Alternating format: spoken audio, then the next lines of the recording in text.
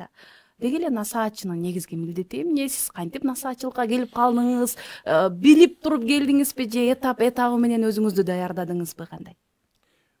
Ооба. Эртең менен сүйлөйм. Мен муктажмын да. Эртең мага бирөө суроо берсе мен кандай жооп берем? Мен билбейм десем жакшы. Бирок кечке билбейм дей берсең эмнең паалуу? Ошонун бири коркунуч. Адам коркуп жашайт. Нөл дегенибиз кээде кирешеси нөл. Бизнестегилер келет. Кирешеси минуска кетет. Нөл дегенибиз интернетти такыр билбегендер келет. Ишенесизби? Телефонунда камерасында издешебиз кээде.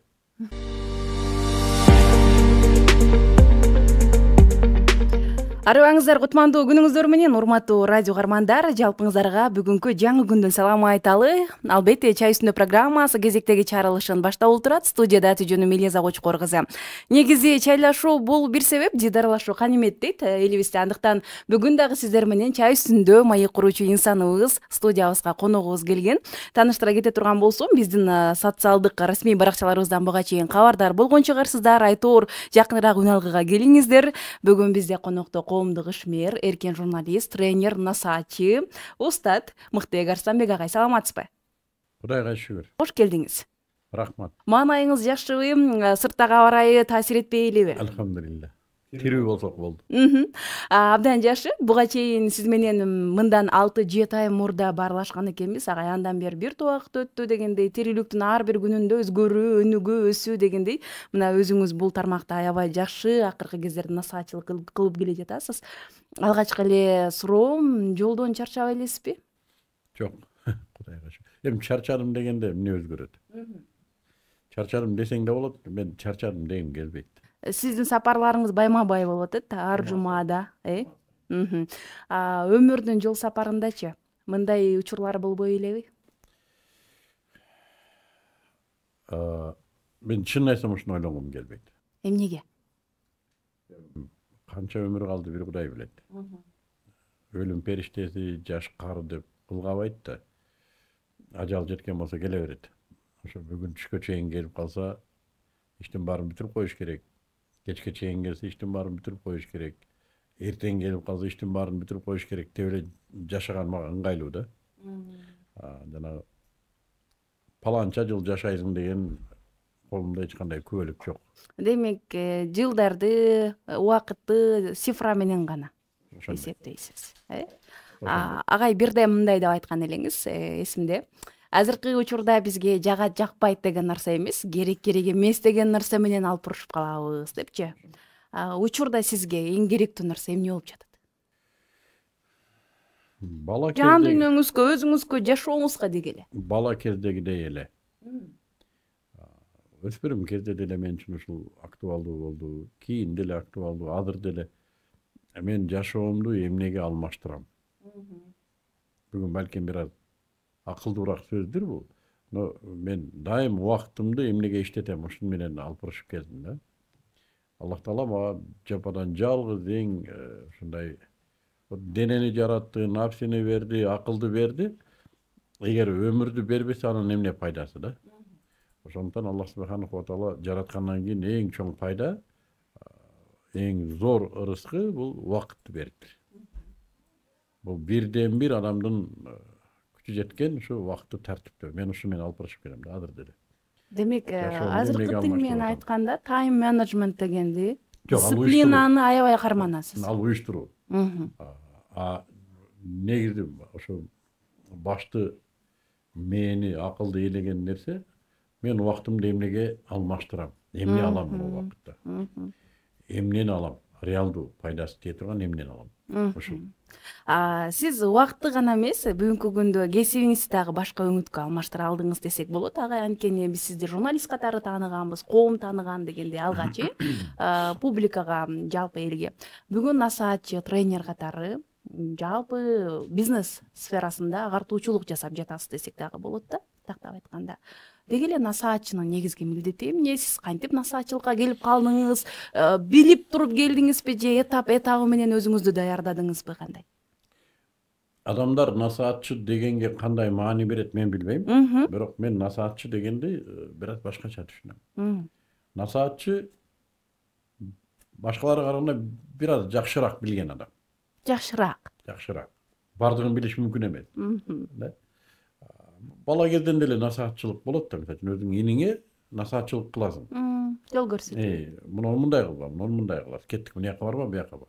Ага болушасың, ага коргойсуң дегенде бул насаатчылык. Бой тартканда деле ушундай, чоңойгон сайын адамда бул насаатчылык табиятында да.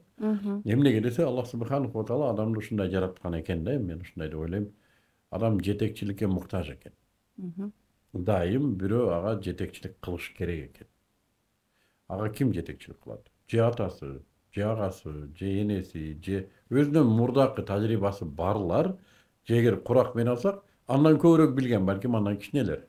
Көбүрөөк билгендер. Койчу, Кыргызда бул нерсеге уруксат берилди да. Көп жашаган эмес, көптү көргөн билет. Да, бул насаатчылыкка укугу бар деген нерсе. Насаатчы ошо насаат кылат, насихат кылат, муну кылба, муну кыл. Бул туура эмес болот, бул туура болот. Вот.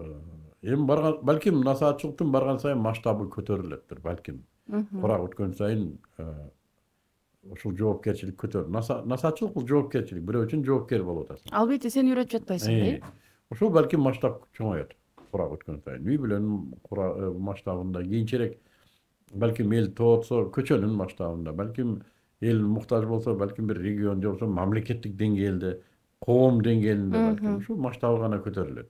Бирок функциясы баягы эле. Сен бир аз көбүрөөк билесиң, бир аз жакшыраак билесиң, же башыңан өткөн, көзүң жетип турат. Ушуну башкаларга айтасың. Демек, тренерликтен көтөрүлүп, насаатчылыкка жетесиң дагы. Муну да унутпаш керек. Өзүң деле муктажсың. Сен да жетекчиликке муктажсың, сен да насаатчыга муктажсың. А сиздин насаатчыңыз ким? Кыргызстанда эң насаатчысы көп мен. Чындыгында мен ушул нерсени көп айтпайт экен, бирок мен сабак албаган устаз жок. Аз эле. Ушуга чейинки эски молдолордон дарс алган, эл ичинде баш көтөрүп, аброй күткөндүн бардыгынан сабак алдым мен. Элдин өзүнөн да. Элдин өзүнөн. Эл аралап жүрүп. Элде ак сакал дейбизби, көк сакал дейбиз, мен эл көп кыдырам. Мага насаат кылбаган, мага акыл үйрөтпөгөн адам жок өзү. Жанагы интернеттен, телевизордон макилдап мен сүйлөгөнүм менен мага сүйлөгөндөр аябай көп. Өтө көп үйрөтүшөт мага. Өтө көп. А сиз кандай кабыл аласыз алардын бардыгын? Сиңирип аласызбы, керексизин же фильтрлеп бөлөсүзбү? Бул жараянда кандай иштейсиз? Бул муктажсың да. Мен азыр адамдарга сүйлөп атам да. Бул сөзүм түгөйт. Ооба. А эртең эмнени сүйлөйм? Мен муктажмын да. Эртең мага бирөө суроо берсе мен кандай жооп берем? Мен билбейм десем жакшы. Бирок кечке билбейм дей берсең эмнең паалуу. То есть мен өзүм муктажмын ушул нерсеге, эл өтө көп мага үйрөтөт. Өтө көп үйрөтөт. Элден алып элге бересиз. Ооба, эл көп үйрөтөт. Мен сачын чыкканымда комментарийлерде келет, кээде каттарда келет, кээде телефон менен келет. Бала сен өткөндө муну айттың. Андай эмес ал. Ал мындай. Конструктивдүүлүгүн алам. Кээ бирлер жөн эле териккендер бар, фейктер бар, иттер бар, чоттор бар, бардыгы бар. Бирок сен айткандай мен фильтрлейм. Керектүүсүн алабыз. Кереги жогуна мындай, кандай десем мен, реакция кылбайм. Үйрөтүп жатып өзүңүз үйрөнөсүз деген ошол экен да. Ооба. Ошондой. Анан туура эмес маалымат берип алып, туура эмес кеңеш айтып алып, көрсө туура эмес болуп калган турбайбы деп кайра оңдоп кетүү жараяны кандай болот сизде ал процесс? Бул инсап. Бул Кудайга жаккан сапат. Адам периште эмес. Биз дайым айтабыз. Эки нерсени тан алгыла. Силер робот эмессиңер, периште эмессиңер. Робот эмессиң дегенде сен момент өзгөрө албайсың. Вот компьютерге робот. Программа кылсаң момент башкача иштейт. Адам жок, адам ага ыкташуусу керек. Керек болсо Куран сүннөт өзү 23 жылда, пайгамбарыбыздын тирүү кезинде 23 жылда калыптанды. Адамдын табияты ошондой. Кээ бир нерсени узакта алат. Кээ бир нерсени кайталап алат. Кээ бир нерсени күч менен алат. Кээ бир нерсени тез алат. Муну унутпаш керек. Биз робот эмеспиз. Экинчиси, биз периште эмеспиз. Биз ката кетирүүчүбүз. Аллах Таала биздин ката кетирүүчү кылып жараткан. Бирок ката менен жашоочу эмеспиз. Ката кетиребиз. Катаны өчүргөндү билишибиз керек. Тооба кылабыз, экинчи аны кайталабайбыз. Бирок башка ката кетиребиз. Муну түшүнүш керек. Мен ката кетирдим, кечиргиле, муну жерим туура эмес дейиш, бул чокусу. Сизге келген тренингке келгендердин арасында ушундай коркуу сезим менен аябай көп келишсе керек менимче, агай бизнес нөлдөн тренингге. Мен ката кетирип алсам эмне болом? Акчамдын баарын жоготуп коем го, артка кайтып кетем го, бар байлыгыман айрылып калам го деген сыяктуу. Алардын үстүндө кантип иштейсиздер? Негизи сиздерге келгендердин негизги муктаждыгы эмнеде болот? Бизге келгендердин негизги муктаждыгы акча табыш. Ошон үчүн адам мындай бир момент бар да. Аллах Таала адамды өзү ар бирибизди персонально жаратат. Эненин жатынында жаратат. Элестет, атадан өткөн миллиондогон урук өтөт, ошондон сени тандап алып жасайт. Миллиондогон уруктан сени тандап жасады Аллах Таала. Эненин жатынында жасайт. Персонально ар бирибиз. Ар бир адам Аллахтын персоналдык чыгармасы. Кийин ырыскы бергенде да сен жеген койдун жатынында жасап берет. Ушундай, бул өзүнчө тема. Но 4 ай 10 күн болгондо биздин Куранда ушундай айтылат. Адамга жан киргизет. Ошол жанды нафси дейбиз. Рух, нафси.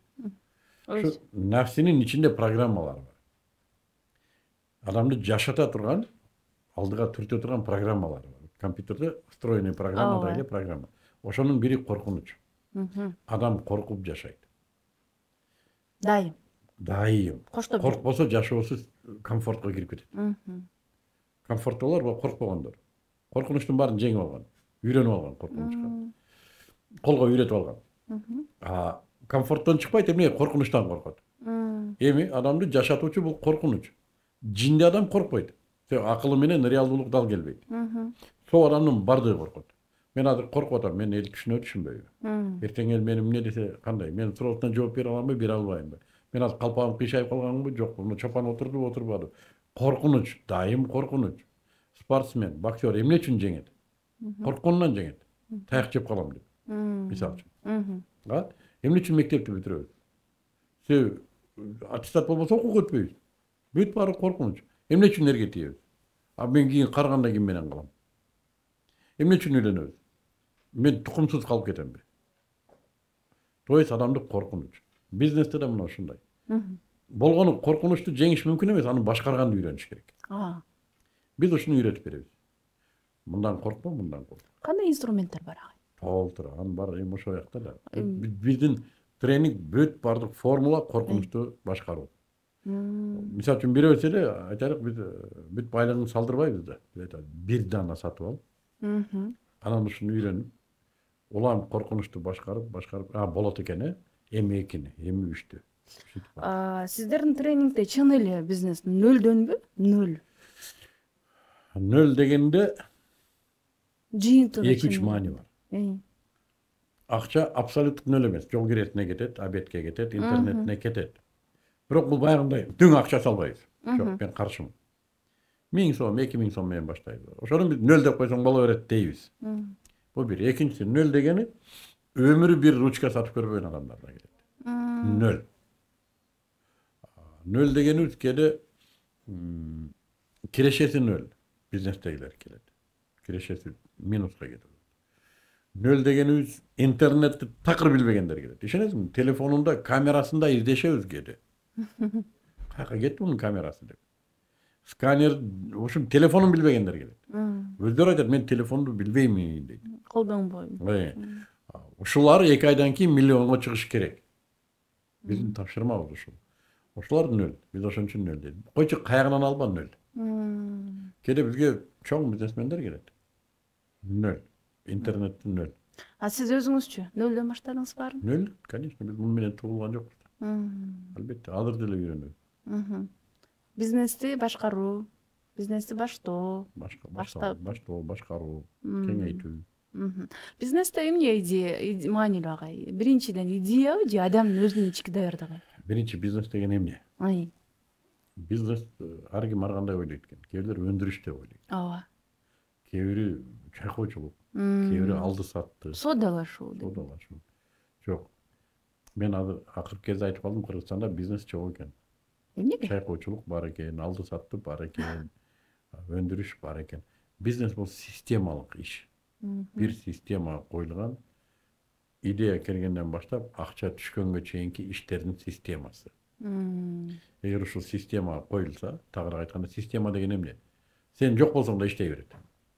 Сага байланбайт. Ал компьютер сенин көз каранды эмес. Ушундай система болсо, биз муну бизнес дейбиз. Бул система бир канча участоктардан турат да. Финанс бар, өзүнчө система. Маркетинг өзүнчө система, адистер менен иштөө өзүнчө система, жараян өзүнчө система, өндүрүшү бар болсо, өндүрүштүк жараян өзүнчө система. Ошонун баардыгын ордуна коюу ушул бизнес. Не кылып атасың? Бизнес кылып атам. Система менен иштеп атам. Ушундай. Сиз үчүн ошол бүгүнкү күндөгү алып бараткан ишмердигиңиздин баардыгын бир системага коюу оңой эле болдубу? Канча энергияңыз, канча убактыңыз, канча эмнелерди короттуңуз? Оңой, кыйын дегендин өзүнүн өлчөмү бар. Башка ишке деле ошончо убакыт кетет да. Жөлө телефон чукуласаң деле ошончо убакыт кетет. Муну жашоодо оңой нерсе жок өзү. Просто көнүп алган нерсе бар. Көнбөгөн нерсе бир аз кыйын көрүнө берет. Жаңы нерсе. Жасап. Мен кыйын дебейм, иштеш керек. Адам максатына жараша умтулат да. Эгер максаты бар болсо, ал кыйынбы, оңойбу маселе анда эмес, максатка жетиш керек деген маселе бар. Бир интервьюңузда айткан элеңиз агай, ооба, максат бул сени камчылатат, ойготот, чуркатат, жашатат дегендей. Бирок максатка жеткендин өзү бактылуулук эмес. Процесстин өзү бактылуулук депчи. Ошол пикириңиз дагы эле кармандыңыз? Ошондой, акыйкатта ошондой. Азыр сиз процесстесизби?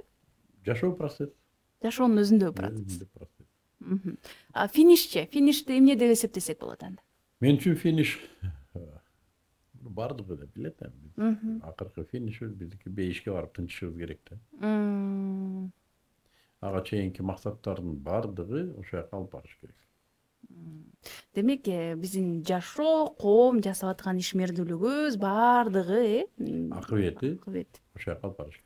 Бүгүн сиз ошол өзүңүз тренерлик кылып, насаатчылык кылып жүрүп, коомдогу кандай көп көйгөйлөрдү байкай алдыңыз? Биз кайсыл тараптан туруктуу өнүгүүгө барышыбыз керек? Биринчи эле кезекте билим алуу өтө маанилүү экен, же болбосо андан дагы маанилүү эрк сыяктуу, инсандык өнүгүү сыяктуу өзүбүздүн баягы конкреттүү пландар болушубуз керек бекен? Эмне кылышыбыз керек экен агай? Бүгүн могу майданга чыккан муун өзүн билбей калыптыр. Башаламан. Өзүн билбейт, өзүн тааныбайт. Сен кимсиң десең жооп бере албайт. Ишенбесеңер сурап көргүлө. Атын айтат, фамилиясын айтат. Өзү адам катары эмне болгон нерсе бул, эмне болгон зат, эмне болгон макулук билбейт. Акылы кандай иштейт билбейт. Нафсиси эмнени каалап атат билбейт. Керек болсо дене мүчөлөрүн да билбейт. Өкпөсү каякта, боору кандай иштейт, өтүп эмне функцияны аткарат. Өзүн билбейт. Бул бир. Экинчиси, азыркы майданга чыккан муун коркунучту жоготуп койгон. То есть тагыраак айтканда, адамда коркунуч болот да дайым. Коркунуч жашатат деп атабыз. Бул муун ушундай комфортко кирип алган, көнүмүш коркунучту жеңип алган, башкарып алган. Башка коркунучтарды каалабайт. Мисалы кандай? Мисалы үчүн бизнес, ошол эле бизнес. Бизнес баштасаң коркот. Коркот. Ага азыр мондой дарбадар болуп жашаган ыңгайлуу. Мисалы үчүн кызык адамдын мындай эмеси бар да. Дагы бир проблемасын айтып берейинби? Адамдын өнүгүүсүндө 3 этап бар. Балалык, олуттуу курак, анан карылык да. Балалык балагатка чейин.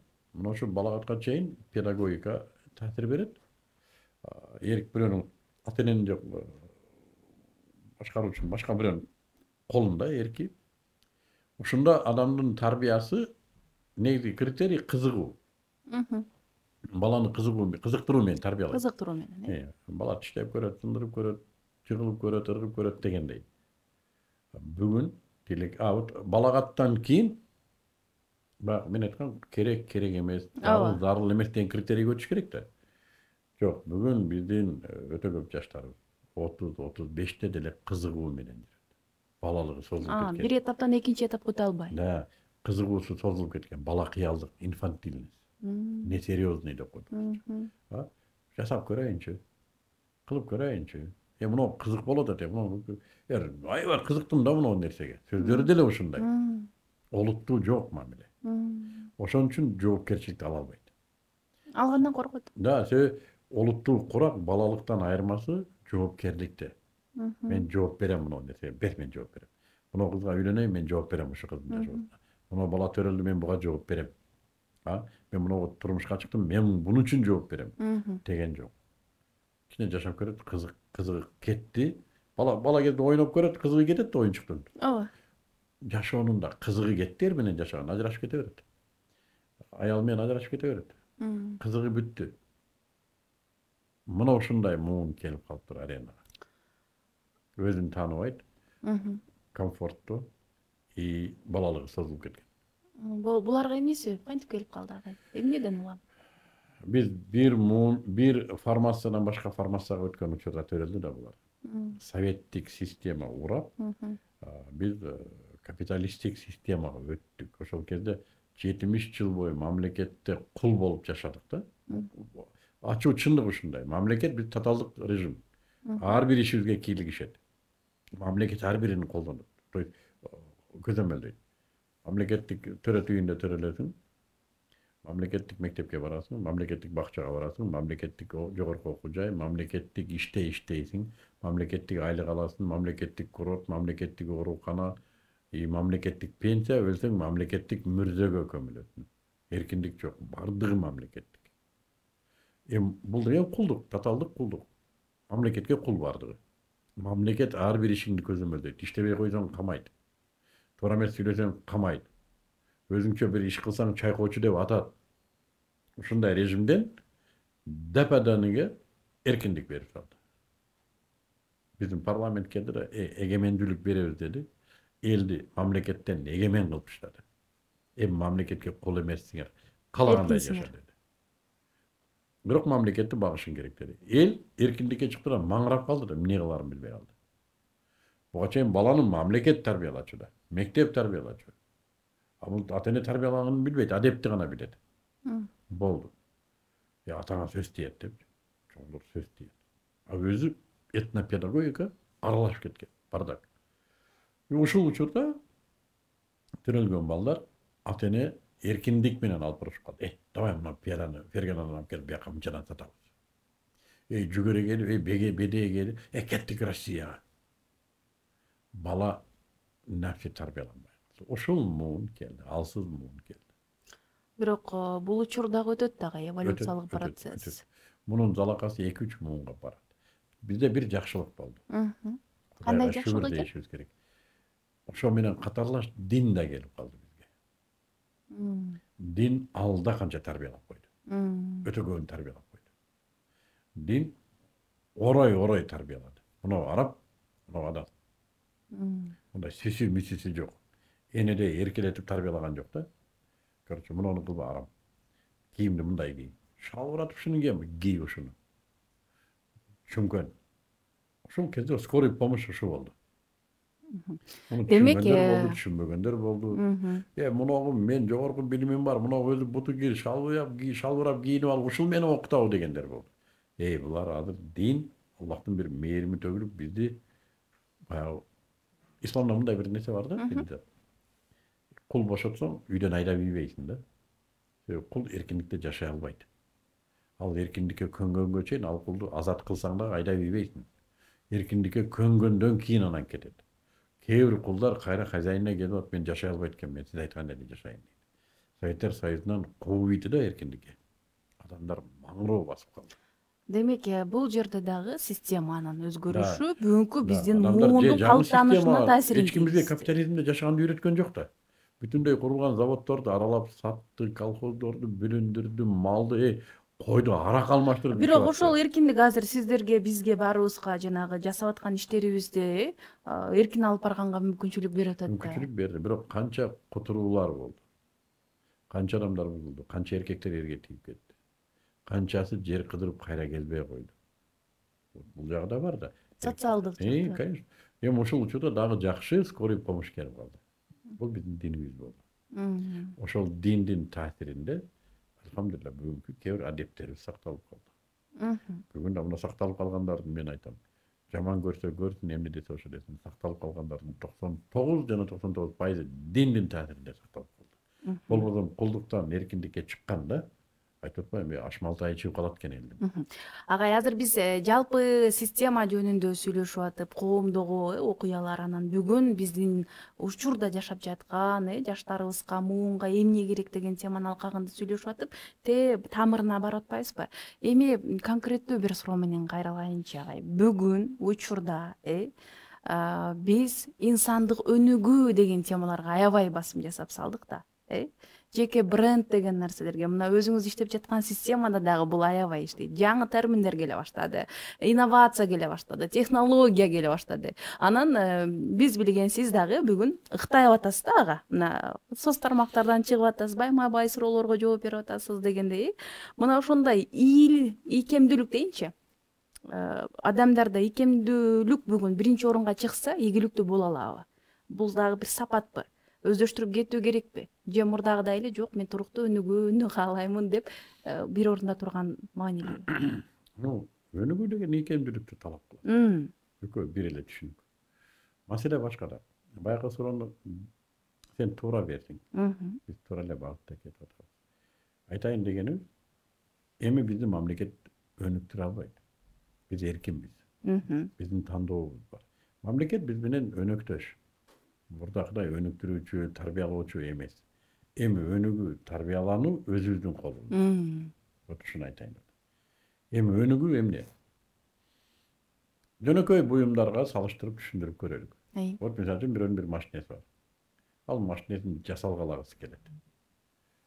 Бат жүргүзөйүн ушу машинени, ылдамдыгы көбөйсүн, кооздугу көбөйсүн, ушундай бир көз жоосун алган бир сонун машине кылып алайын десе, элестет, эгер ал эмне деген машина экенин билбесе кантип кылат? Адам эгер өнүгөм десе, биринчи өзүн билиш керек. База эмне бул? Муну ким? Өзүңө өңүлүп карашың керек. Өзүңдү изилдешиң керек. Биз жана кантип өзгөрөм дегенде ушундан баштайбыз. 5 жылдан бери. Мен киммин өзү? Кандай оокат жеп атам? Кандай уктап атам? Мен киммин өзү? Мен муну мындай чечет экенмин, мынуундан коркот экен, мунуга умтулат экенмин, максатым деле муну нетилердин максат деп жүрсөм максат эмес экен. Менде эмнелерим бар? Менде 24 саатты мынчадан бияка кетирет экен. Муну тайны жок иштейт экен. Андан сырткары менде мындай мүмкүнчүлүктөрүм бар экен. Менде мындай байланыштарым бар экен. Мен мындай потенциалым бар экен. Токтоп тур. Анда мынаяка барабыз. Мындай максаттарды коелук, муну жака жетет экен. Муну кылсак болот экен. Каалоом кызыгуум да бул жакта. Кантип кылабыз аны? Деп анан өнүгүү башталат. Эгер өзүн билбесе, ал жолу оолуга берет да. Жанагы талба деп коебуз го, топ кайсыл жакка барса ошонун артынан эрчип эле. Оолугу баягы кызыкма, баягындай. Кызыгып кала берет, бирок ага иштебейт да. Элестет. Бүгүн ошондой бирок көбүрөөк да. Көп баягы. Вот элестет, Запорожьеге сен Мерседестин белгисин коюп койсоң эле Мерседес болуп калбайт да. Туурабы? Анын Запорожье экенин билишиң керек да. Запорожго Запорождой мамиле кылышың керек. Вот маселе ушунда турат. Бүгүн биз ошон үчүн базовый эмеден баштайлы. Биринчи сен өзүңдөн башла. Мен көптү билем дегендерге келгенде, биздин диагностикадан өткөндө шок болуп. Мен интернеттен ошол сиз сыяктуу агай бизнес тренерлердин дагы бир-эки баягы эмнесин көрүп калдым да, интервьюларын көрүп калдым, чет элдик, анан өзүбүздөн деле көрүп калдым. Салыштырмалуу айта турган болсок, бизнести мисалы теориялык жактан айтып түшүндүрүп үйрөтө албайсың дешет да. Бизнес деген бул бир чети кыймыл аракет менен гана жасала турган нерсе. Аны басып өтүшүң керек өзүң депчи. Бул нерсеге канчалык деңгээлде сиз кошуласыз? Бир такташ керек. Билимдин өзү бөлүнөт да. Ооба. Теориясы бар, практикасы бар, практикалык билим бар. Кээ бир нерселерди теорияда да бериш керек. Эмнеге адам аны ынанып түшүнүш керек. Өзөгө болуш керек. Да, түшүнүш керек. Анан түшүнгөн нерсесин практикада кылса оңой болот. Түшүнбөгөн нерсесин эле практикада түшүнүү оорураак. Дароо жасап кетүү оор. Аны жасап кете бересиң, оңой. Бирок анын акыйкатын түшүнүү практикада оорураак. Ошондуктан экөө эри шаркак. Бирок бизнес бул аракеттики, чындыгында ошондой. Аракеттики. Себеби отургучка отуруп алып машина айдаганды үйрөнө албайсың да. Машинаны айдап үйрөнөсүң. Бизнес ошондой процессте. Но маселе башкада. Бизнести бизде ошондой бир ой пайда болуптур элде. Бизнеси барлар үйрөтүш керек деген. Ооба, ошондой көз караш бар. Анан мен кайра өзүмө суроо берем. Сен аппендицит болуп калсаң, врачты сурайсыңбы, аппендицит болгонсуңбу деп. Ал кесипкөй болуп атпайбы, Сурабайдым да, сен аппендицит болгонсуңбу. Ага сураганга акылыңа да келбейт, убактың да жок. Халатты кийген врач все равно билет дейсиң. Пул берип жүрүп аппендицитти кестиресиң. Бизнесте эле ошондой. Бизнести билгендин бардыгы үйрөтө албайт. Мен көрдүм бизнес барларын үйрөткөн. Үйрөтүү методду берүү башка, бул методика башка. Себеби бизнес бул педагогикада эмес да. Педагогика балдар менен иштейсиң, ал оңоюраак.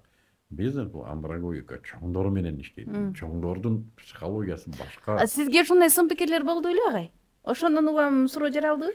Да, мен азырга чейин деле ошондой. Мыкты Арсанбек деген журналист болуп жүрбөдү беле? Азыр эми бизнестин өлдөн деп элдин башын айландырып атат. Эмнени үйрөтүп атат? Кана кайсы миллиондор деп. Ооба. Бул өзү жөө жүрүп кайыкта бизнес. Мен жөө басам иш. Жөө баскан десе болуп калбайт. Мен көп жөө басам да. Өзү пиара жүрөт го мунун каяктан бизнеси бар. Бизнеси башкача ойлошот. Хотя менин бизнестерим бар. Кандай бизнестериңиз бар? Айтсак болобу? Болот, конечно. Элден жашыра турган эмнеңиз бар, Да, ошону айтсаң. Мен бизнестеримди эл аябай жакшы билет, бирок ушунун оюна келген эмес да. Кыргызстандагы эң атактуу бизнестин бири меники. Кайсы? Эң атактуу бизнес бул кумтөр. Чуулгандуу. Элдин бардыгы билет. Бирок экинчиси халал индустриясы. Ушуну билбеген адам барбы? Ошол менин бизнесим. Ушуну мен негиздегем. Светтик рынокко шарият нормаларын алып кирип, адамдарды адал жегендик үчүн өндүрүштөн мен тыйын алам. Мындай схеманы ким кура алат? Только крутой бизнесмен курат муну. Менин бизнесим. Мен Ишкерлик академиясы бул бизнес. Ооба, бирок башында Ийгилик академиясы деп башталган агай. Кийин ишкердикке ыктадыңыз. Ошко бердик, экөөсү тең бизнес проект. Экөөсү тең мага. Стратегиялык проект. Мен агробизнесте бар, бактарым бар. Мен гумус менен иштейм, ал да бизнес. Элдин бардыгы эле билет муну. Бирок элдер мени бизнесмен дегиси келбейт. Эмнеге? Алар мени журналист деп көрүнүп калган. Өздөрү көрүнүп калган ушу. Мени мындай диний ишмер катары көрүнүп калган. Коомдук ишмер. Саясатка кирип чыгып аткан адам катары гана көргөн. Ушун элестет, врачты врач эле көргөндөн анан кийин биякта көргөнгө неудобный да. Ошондой эле. Сиз өзүңүзчү? Өзүңүздү көбүрөөк кимди катары кабыл? Мен бизнесменмин. Кенен айтасыз? Мен просто коомго акыркы кезде гана сүйлөй баштадым ушу боюнча. Мен коомго чыгып сүйлөгөн сөздөрүмдүн бардыгы бул мен азыркы тилде айтканда бул хоббим да. Саясатта хобби. Дин бул мындай өзүм инсандык талабым өзүмө. Бизнести мен үй бүлөмдөй эле жабык кармачу экенмин. Үй бүлөмдү мен кармайм, бул менин личный ишим. Бизнес да бул менин личный ишим деген үчүн мен аны мындай желек кылып чыгарчу эмес экенмин. Акыркы кезде адамдарда ушуга талап болгон үчүн бир аз сүйлөп, азыр деле мен бизнесим жөнүндө сүйлөбөйм азыр. Азыр эле айтып койдуңуз баарын. Азыр. Себеби мындай да, билим же илим дейбизби, суроодон башталат да. Адамдар өзүнө керектүүнү сурап алсын дейм. Туура. Мен бизнесим жөнүндө айтсам ага эмне пайдасы бар? Ага жашоосунда эмне өзгөрөт? Мен канча балам бар, аны айтсам анын жашоосунда эмне өзгөрөт? Болгону кызыгуу эле, баягы эле. Бала кыялдуу. Азыр суроону тактап бергенин себеби агай, мына коомчулукта өзү ошондой пикирлер бар да. Агайды журналист катары таанысак, коомдук ишмер катары, анан саясатта жүргөн инсан катары таанысак. Ошону сураган адамдар өзүнүн бизнеси бар бекен десең, ооба менин бизнесим бар десең эле келе койбойт. Алар жөн эле сурагандар. Мен үйрөнөм дегендер менин бизнесиме карабай келет, баягы аппендицитти алдыргандай эле.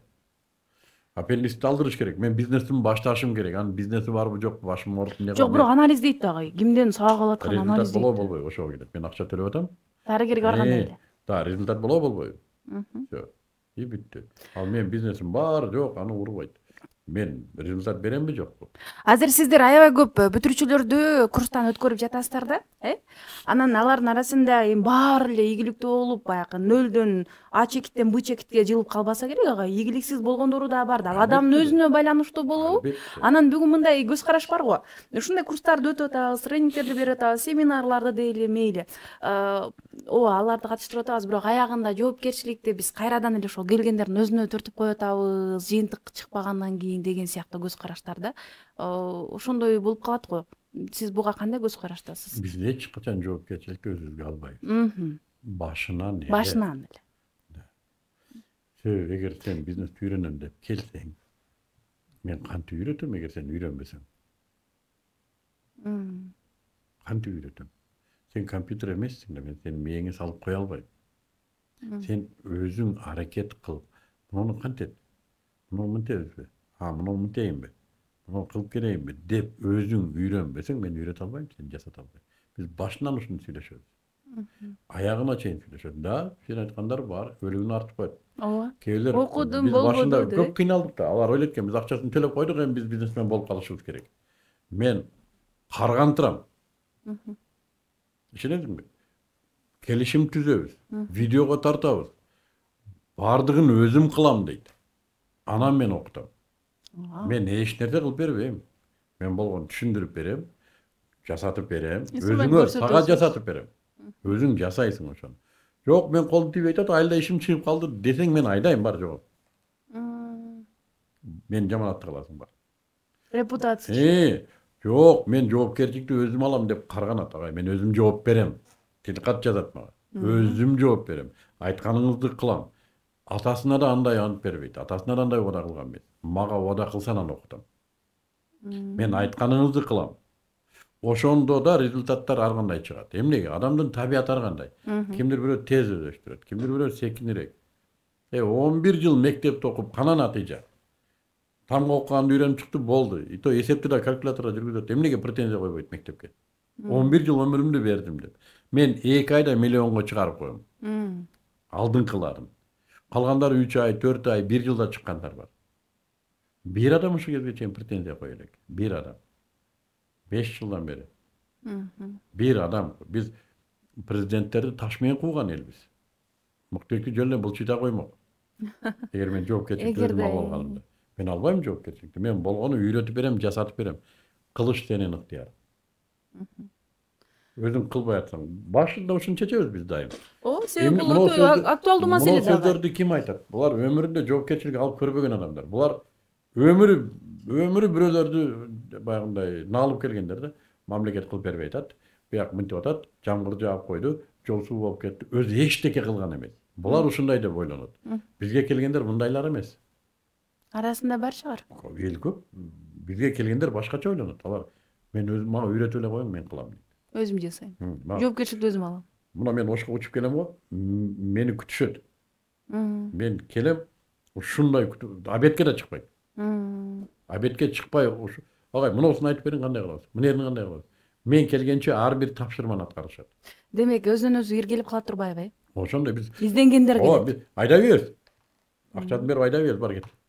Жаманатты кыласың сен. Сен иштебей атасың. Сиз үчүн репутация да өтө маанилүү агай. Конечно да.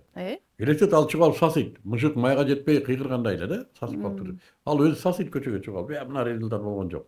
Эмнеге болгон жок? Сен эшек кылган жоксуң аны. Сен жатып алдың, чалкалап отуруп алдың. Иштебей койдуң, ошон үчүн результат болбоду. Башкаларда болуп атпайбы? Өзү көрүп турат, группада башкалар взлет менен чыгып атат. 75-те кемпир результат кылып атат. Өмүрү ручка сатып көргөн эмес. Эмнеге? Формула иштейт. А сен кылбай атасың. Сен кылып көргөн эмес, бул өмүрүндө жоопкерчилик алып көргөн эмес. Дайым бирөөлөргө шылтап жүргөн. Дайым ушул жашоодо жашаган. Ошо наалып, бирөөлөрдү жамандап, бирөөлөргө артып, өзү бир ишти мындай толук кандуу мойнуна алган эмес. Мектепти да эптеп бүтүргөн. Даже өзү көтөрүп жүргөн телефонун билбейт. Койчу, муну эмне экен деп койгон эмес. Интернетте только мусор чукулайт. Анан албетте ал аракет кылбаса кайда результат? Ал аракет кылышы оңой эмес. Siz bizi tarbiyalашыңız керек эле дегендер бар. Мен сени атаң да эмесмин, апаң да эмесмин, мага эмне кереги бар? Сен төлөгөнүң мынау акча. Анын мынердин арендасынан өтпөйт. Мен мына жактан учуп келип атай сен бизнес баштап алсын деп бизнес эле үйрөтүп берейин. Ушуну эле кылып ал. Сиз бизге математиканы үйрөтсөңүз болот эле дегендер болот. Бар мектепке оку. Кайрадан окуп келди. Теке белең сындырда барып оку. Үйрөнүү эч качан кеч эмес. Андайлардан чык, биз аларга ориентир кылбайбыз, андайлардан чыкпайт. Бирок ошондой учурлар көп болгону сизди дагы иммунитетти пайда кылып койгон турбайбы? Кандай? Аябай этият иштейбиз биз. Биз ар бир кадамды.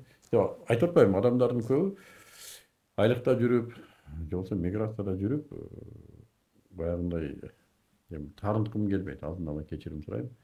Мокоп калган. Жалтанып калган.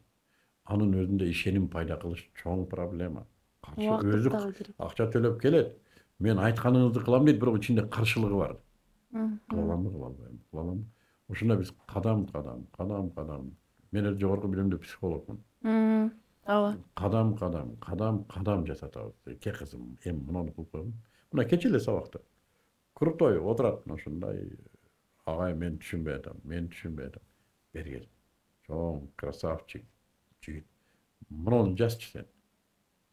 Ушуну жазсам эле болуп калат. Сен жазгын ушуну. 22 мүнөт ушуну жаздырышка кетти. Ушуну жазсам эле болуп калат. Сен жазгын муну, анан көрөлүк. Козголушу кыйын. Биринчи кадамды кылгын. Жок, алыстагыны карап отуруп үйрөнүп калган да. Ал болбойт дегендичи. Давай сен биринчи муну кылчы. Анан экинчини кыл. Анан 22 мүнөттө араң кадамдар менен иштеп отур. Адам ошондой блоктордон кантип бара алабыз, агай? Ошонун жолун биз таптык да. Бир сырын айтып койбойсуз. Болгону биздин айтканыбызды кыл дейбиз. Бизге ишен, бизди карма. Биздин айтканыбызды кыла бер, кеттик. Биз ошону акырын түшүндүрүп, өзүн жаап албаш керек болду. Өзүн жаап алса биз айтат, анда бар. Сен ачыл, кантип анын мээсине киресиң, сен кире албайсың. Ал айтканыңды кылып ушу калтырап, титиреп отуруп, агай. Ушуну кылсам болот. Давай кыл. Мен турам, коркпо. Жаңы баскан нерседей эле тамтым. Кудум ошондой. Давай, мен кармап турам сени, давай. Эч коркпо, эмнеге мындай. Агай, коркуп атам, муну кантип өзүмдү. Давай, мен турам, давай. Ошентип. Анан бир кадам, эки кадамдан кийин, болот экен агай, болот. Кылса болот экен агай, болот. Өлүп калган жоксуңбу? Жок. Алдың акчасын. Кээдир мунундай акчасын алмап. Жакшы результаттар болот дагы, жыйынтыктар болуп, ыраазычылык сөздөр айтып, байма-бай эле келип турса керек, анан ошондо бир машыктануу деген нерсе болобу, сизде болбойбу мындай? Демек, ушул мен себепкер болуп, ушулар жакшы нерсеге жетип атыптыр да. Жок. Андай сезим жашабайбы? Жок. Бул мындай. Мен ушуга уруксат бербейм өзүмө. Себеби бул бизге тоскоолдук болот. Машырлансаң болот. Жок десең болот, мен өзүм уруксат бербейм ушуга. Себеби анын артында дагы башка нерсе чыгат. Андан кийин дагы башка убакыт кетет буга. Ооруп да калышың мүмкүн. Ооба, ошол суроого бараткам негизи. Жок, мен буга уруксат бербейм. Мен Аллах ыраазы болсун. Мен даже мактатпайм. Результат көрдүңбү? Будь уверен, сен буга акча төлөгөнсүң, ушуягың такады. Не обязательно мага ыраазы болуш. Сен кылган ишиң идет, все, давай. Мен унут да кет. Жакшы. Агай, азыр эми соңку суроом болсун, анткени программага бөлүнгөн убакыт дагы соңуна чыгып баратат. Чайыңыз муздап калбадыбы? Бирде көз маектешип отурганда айттыңыз эле, журналистикага кайтасызбы агай десем, мен журналистикадан кеткен жокмун, дагы эле маалымат берүү менен алекмин. Болгону башка формасына өттүм депчи. Анан дагы бир кыялыңыз, өзүңүздүн бир каалооңуз бар экенин айткансыз. Белгилүү ушу Кыргызга эгемендик алып келген легендардуу парламенттин депутаттары, саясатчылардан, ошол учурдагы инсандардан бүгүн ар тарапка тарап кетти. Маек алып ушинтип азыр мен сүйлөшкүм келет депчи. Жакындадыңызбы бир аз? Жок. Өткөндө Медеткан Шеримкулович менен чай ичип калдык бир жерде. Араң отурдум баягы жерде. Мен ошол кишини тартып алышым керек эле да. Колумун талаасынан түшүп кетип атат сөздөрү. Өзүмдү ушундай шүмшүк сезип отурдум. Бир жерде Муктубек Юсупович менен отуруп калдык. Бул киши эгемендүүлүктүн кыштарын калып менен куйган киши да. Медеткан Шеримкулович эгемендүүлүк алып берген киши. Муктубек Юсупович менен 4 саат отурдук бир жерде. жарым саатка чакырган экен, 4 саат убакыт берди. Өзүмдү өзүм мындай жемеледим, уруштум, сөктүм да, Муктубек, кандай акмаксың, ушундай адамдарды кийинки муунга бербей атасың. Көп адамдар менен аттарын Сизге эмне тоскоол болуп атат агай? Тартыккым келбейт, убактым болбойт атат. Анан Бул шылтоо эмеспи? шылтоо, конечно. Дагы мындан да өткөн супер шылтоо бар, башка журналисттер да бар го дегенчи. Бирок ойлоп коем, алар мен көргөндү көргөн эмес да. Сиз сураган нерсени сурай алабы деген нерсе да. Кылыш керек муну. Да. Шылтоолор көп. Мунун кимге кереги бар деген шылтоом бар. Андайлар көп, бирок кылыш керек. Мен дагы эле ошо жүрөгүңүздө турат ал нерсе. Актуалдуу. Өткөндө Мелис менен сүйлөшүп калдык. Мелис чоочпайт. Бул бала көргөндө анча көрө эле. Бул деле айта бербейт да ачык кимге. Ооба, адам жанын ачык кыйын. Көп. Мен мына жакында Нурлан Турганбаевичке кирип чыктым, Шакиевке. 1 саат сүйлөшүп отурдук. Өзүнүн жеке жашоосу жөнүндө. 1 саат сүйлөшүп. Эч кимге айтпайт муну. Бул такыр башка адам. Адамдар аны башкача көрөт. Бул бийликке жөн балдар келбейт да, чынын айтыш керек. Мамлекетти жөн балдар курбайт. Азыр мына биз бир канча ондогон жылдар өткөндөн кийин Исхак Разаков деп атпайбызбы? Юсуп Абдрахмановду, Касым Тыныстановду бир канча жыл өткөн. Өзүнүн доорунда аларды да мага окшогон шалапай журналисттер баалаган эмес да, алып калган эмес. Бирок ошону кайталабайын деп аракет Алыш керек элек ошону. Ошону мен азыр да балким ошо бизди көрүп отургандардын ичинде бирөө жарым ошол демилгениме коштосо, балким мен жанам ушул нерсеге. Кудай билет. Кайра ушул суроону берип атып, мен деле балким сизге мындай отко жалын чачкандай болуп атамбы эмне? Өткөндө мен бир продюсерим бар, менде окуган. Агай, сиз акыркы кезде атын ким десе быйын болуп калдыңыз окшойт деп. Биз ошо тренингде мен көп убактымды алып атам. Бирок убакыты болсо керек агай. Кийинки этапка өтөсүз. Шылтоо. Шылтоо. Чоң рахмат анда агай. Бүгүнкү биздин программага келип бергениңизге, убакыт бөлгөнүңүзгө, өзүңүздүн сөзүңүздө белгилегендей убакытты аябай бекем карманган, бөлүштүрүп бардыгын пландуу иш жасаган инсандардын катарында сиз анткени саат 1де дагы жолугушуум бар деп атасыз, буюрса жаштар менен. Ошол убакыт аралыгында биздин студияга баш багып, угармандар менен, биз менен ошол өзүңүздүн ичиңиздеги ойлоруңузду тең бөлүшкөнгө чоң рахмат. Келип туруңуз. Чакырып атканыңа. Чакырбасаңар мен баягы үңкүрүмдө жүрө берет экен. Пат-паттан чакыртыралы. Чакырып тургула. Кайсыл бир учурда мен да өкүнүп калбайын анан Ооба, сен ушул кишинин тирүүсүндө сактап алып коюшум керек эле деп. Ооба. Рахмат. Барбы? Чоң рахмат. Угуучуларыңарга көрүштүрүңүз. Чайдан алыңыз эми.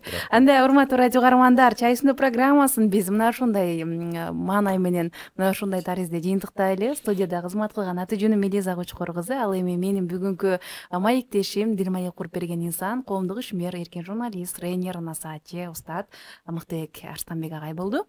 Биз сиздер менен жаңы саатта жолугушабыз. Ага дейре кийинки берүүгө чейин амандыкта туруңуздар деп коштошобуз.